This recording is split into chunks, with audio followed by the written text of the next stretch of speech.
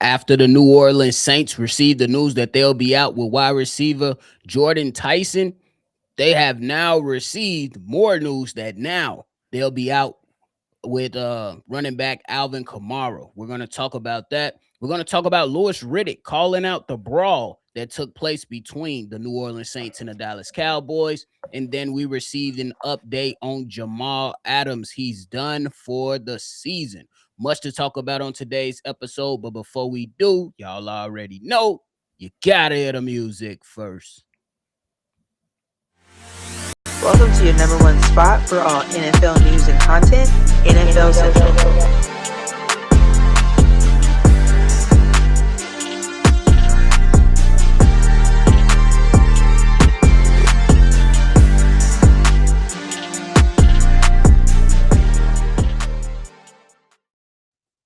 What's going on, football fans, and welcome back into another episode of NFL Central, your number one spot for everything NFL. I'm your host here, Bobby, joined by Steve-O. And go ahead and support the channel the easiest way possible. That is simply by hitting a like button and subscribing to the channel. We don't care what team you represent. This is for football lovers and football lovers only. Come and join the NFL Central family. Steve-O, what's the word? What's the word? Man, injuries. Got one word today for you. Injuries. We keep getting injuries all around the NFL, man. This time, after having some discussion about Jordan Tyson for the New Orleans Saints, they got hit with another gut punch, this time with the loss of Alvin Kamara. It is being reported by Adam Schefter that he is expected to miss some time for the New Orleans Saints, maybe a month. Is on the docket for Alvin Kamara. The good thing is that they picked up ETN over the course of the offseason, so they're going to be able to lean heavily on him. But what does this loss mean for Alvin Kamara and the New Orleans Saints? I mean, it probably messes up a piece of your game plan because I'm pretty sure you had the dynamic duo in your thought process of dueling the responsibilities between the two. So maybe that's the only thing I could think about. I don't think it's a devastating injury. Like I said, I think they're predicting that he possibly can be by week one. But yeah, I mean, of course, it's something you don't want to hear. You want to everybody come in as healthy as possible. But at the end of the day, you still got a running back to rely on, and Travis Etienne was probably, regardless, was still going to be the number one running back in the rotation. So it just means that you just got to shake things around and see what else you got in the running back room. It's some chance to see what them second and third, fourth string running backs that you have, or maybe you need to go look around and see if you need to add to the room. That's also a possibility that it's a chance to look at, but it's nothing really significant. But it's just something that you have the game plan for and move on with. I agree with you on that. I think that while this is a loss that you don't want to have if you're the New Orleans Saints, I think you still should be fine considering that you went and got Travis Etienne and plucked him away from the Jacksonville Jaguars this offseason. I think that while when we talk about schematics, you are right on the money. Maybe this was a decision. Maybe this was something that they wanted in New Orleans to be like that two-headed monster that we're seeing pop up around all the across the league now. Especially when you talk about the Chicago Bears with their two running backs. You look at some other teams trying to improve their running back room, but then you also have some teams who are solely focused on one running back. You know what I'm saying? Your Jonathan Taylor's in Indianapolis, Saquon Barkley in Philly, now Detroit with Jahmyr Gibbs. And now this is going to have to be something that the New Orleans Saints just really, really depend on having that one really, really good running back and letting him be able to take over you know what I'm saying, those duties without much rest. I would imagine that they'll have somebody, you know what I'm saying, that they can give him rest, but ain't nobody gonna be, you know what I'm saying, as good as Alvin Kamara, especially your number two. He is older, you know what I'm saying, definitely got some miles on the wheels, but I think that he would have been a good compliment to Travis Etienne for sure. But Definitely. it is one of those things, man. Injuries are part of this game, and they keep piling up all across the league, bro. All across the league. In every position. For sure. But Steve-O, Alvin Kamara, it seemed like he wants to be a Saint for life. He did work out his contract. He restructured his contract so he can remain with the team. How good was that for Alvin Kamara and the Saints? I mean, I personally don't understand it because if I'm in the twilight of my years, I'm trying to go get in a scenario where I can win. Now, I think he's in a predicament where he's possibly thinking, well, this division is always up in the air, so we always got a fighting chance. So maybe he's thinking of that way, but I can't fault him. He looked. I mean, I've talked. Arian is my cousin. He a Saints fan. That's what he always say. That boy love the city.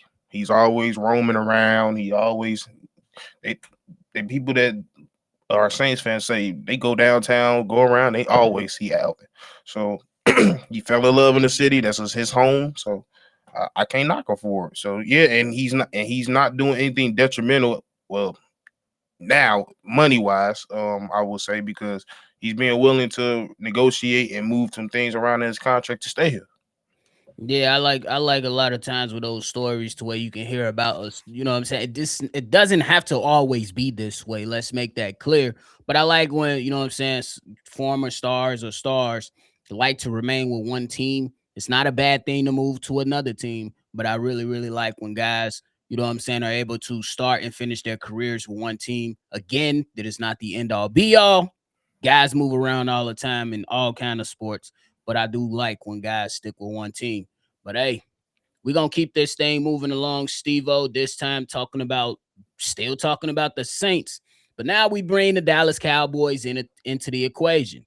Apparently, during joint practice yesterday, it was a lot of fights out there. It was a lot of brawling out there between the Dallas Cowboys and the New Orleans Saints. And ESPN head Louis Riddick pretty much called out the camp brawls, the training camp brawl, pretty much saying, and I'm paraphrasing here because I seen it live. You guys can go check it out. I would imagine that it's going to be on ESPN's social media page. But he pretty much said these guys are being idiots.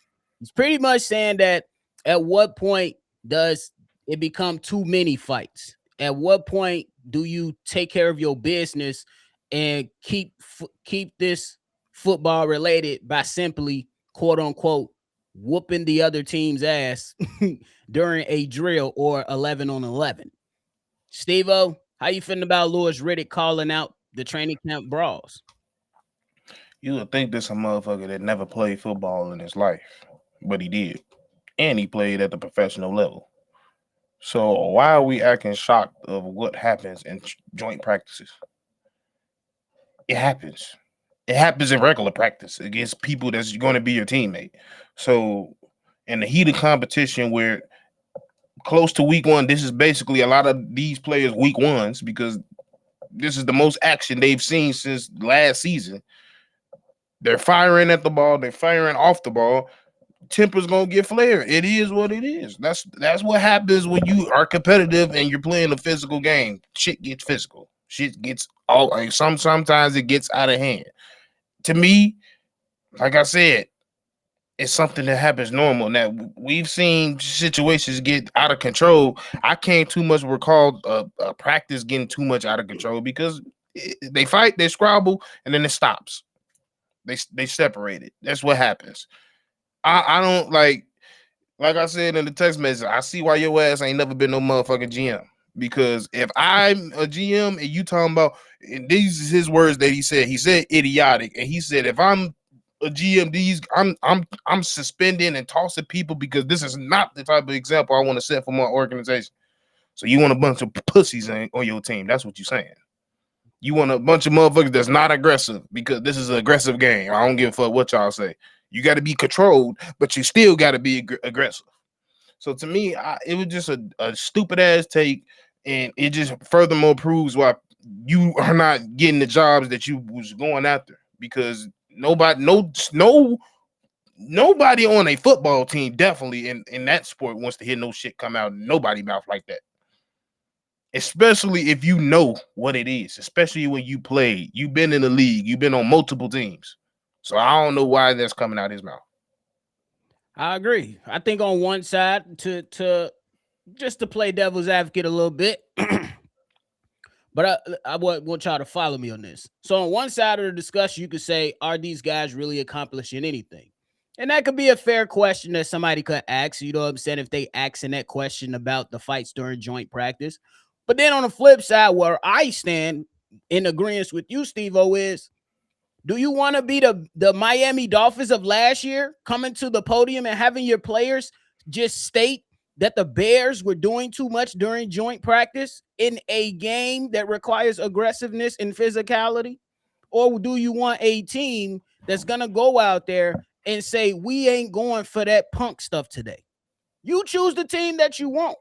Steve-O, to your point, you choose the team that you want. Do you want a Miami Dolphins team of last year? I don't know what they doing this year. I'm just bringing up last year. You want the fucking Houston Texans.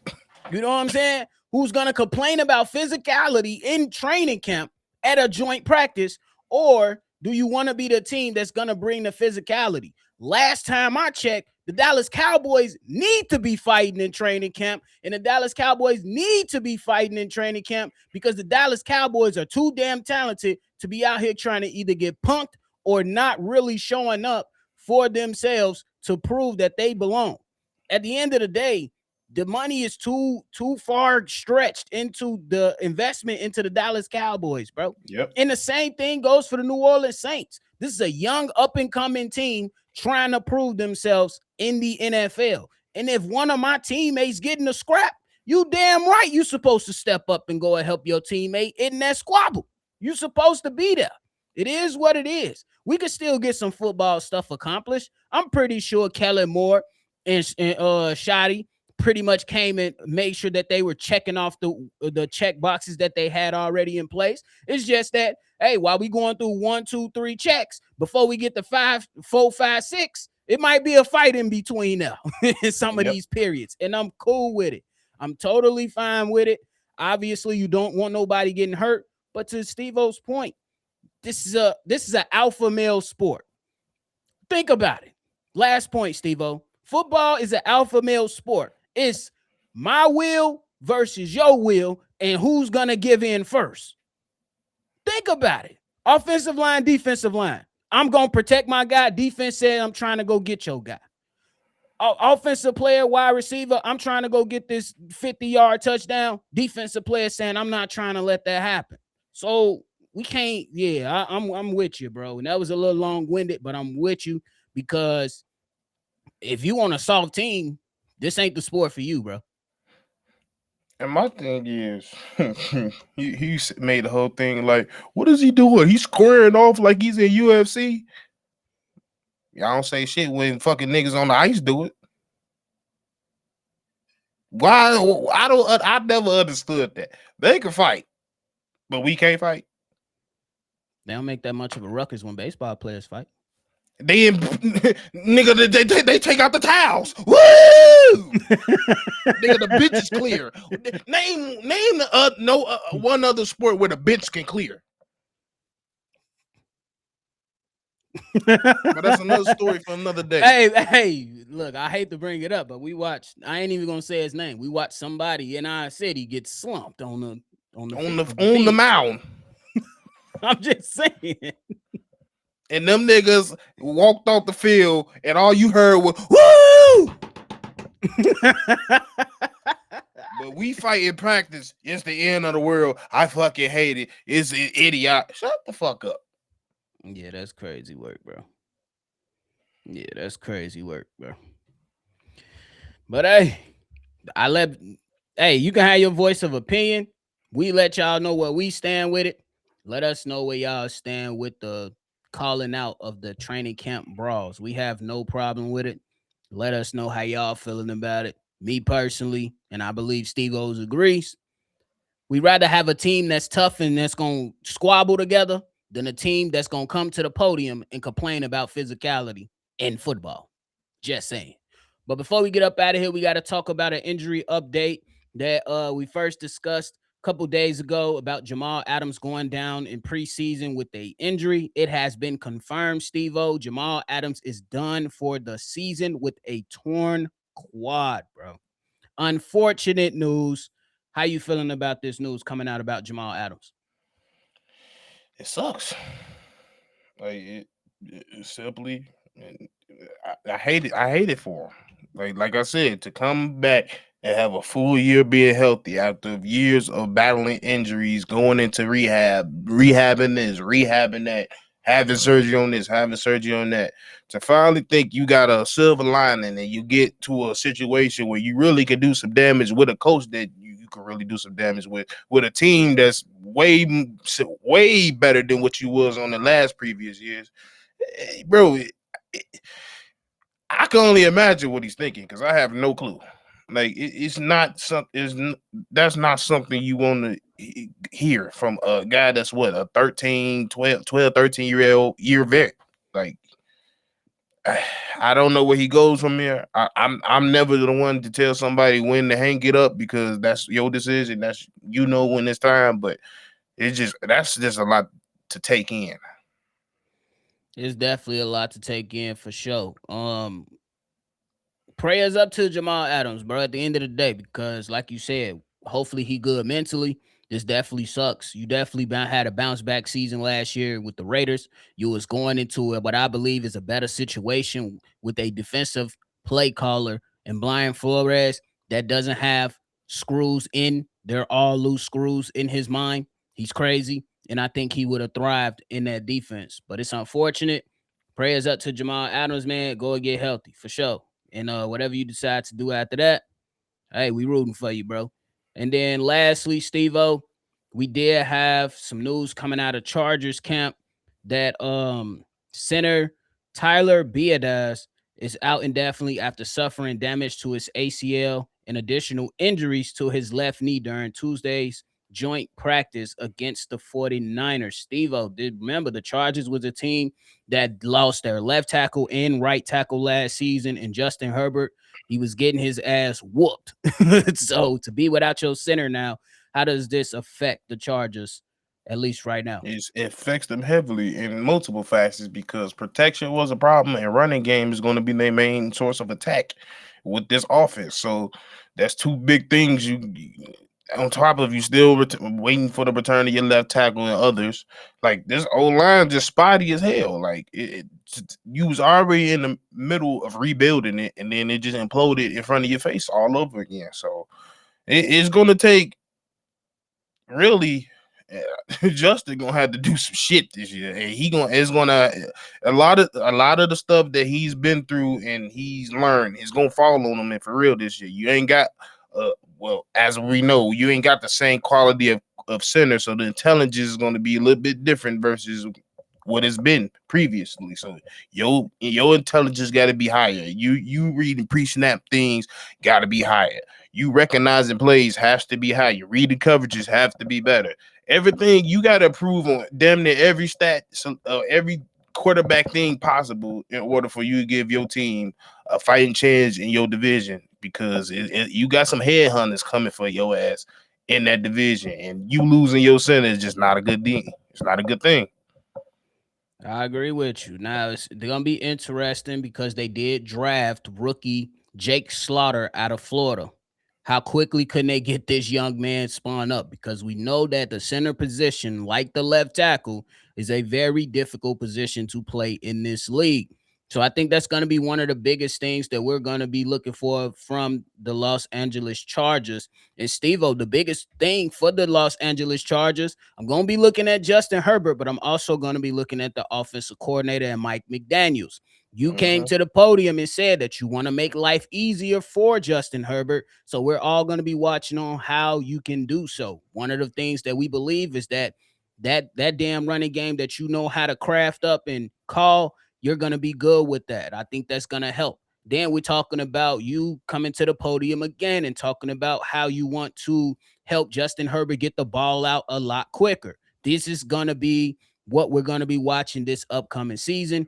And there's honestly no more excuses for Justin Herbert. Even though we got to go with the losses, him and his coaching staff have to have a collaborative effort to make sure that these guys are competing at the highest level and that they can go out there and win some playoff games this season. Otherwise, a lot of people are going to start pounding the table and, you know what I'm saying some crazy stuff about the NFL darling, Justin Herbert. So we going to see. Already bro. Is. They talking about, I couldn't help but laugh. He told there was a picture of him walking on the field to practice with his girl holding hands. He talking about, motherfucker, you said holding hands and your motherfucker center just died. Fuck is you doing? Hey, that's crazy, bro. But we gonna see what's to it, man. Like I said, I think Steve-O right now, minus Tyler, I think so. They got these are their sitters: Josh Kaltenberger, Jake Slaughter, Jacob Spomer. Those are the three centers left that are healthy at least right now. Jake Slaughter is the rookie that they drafted out of Florida this year. We'll see what happens with the other two and who's going to be, you know what I'm saying, how they going to work it out in LA, but they definitely going to have to work it out because if he suffered damage in his knee, yeah, it's going to take some time. And especially if it requires it requires a minimal surgery. He's going to be out for a while. For sure. So Definitely. we're going to see about it though. But hey, Steve-O, you got anything left, bro? Nah, we covered everything. For sure. Ladies and gentlemen, we got football games coming on tomorrow. So make sure y'all tune in at the earlier part of the day, man. Tomorrow, we'll definitely be bringing you the latest ahead of some of these games, man. But for now, we appreciate y'all. Make sure y'all hit that like button and subscribe to the channel and share this with somebody that might like it, man. We appreciate y'all. Make sure you always love football. And y'all already know we're going to catch y'all on the next one for sure. Peace. This has been a presentation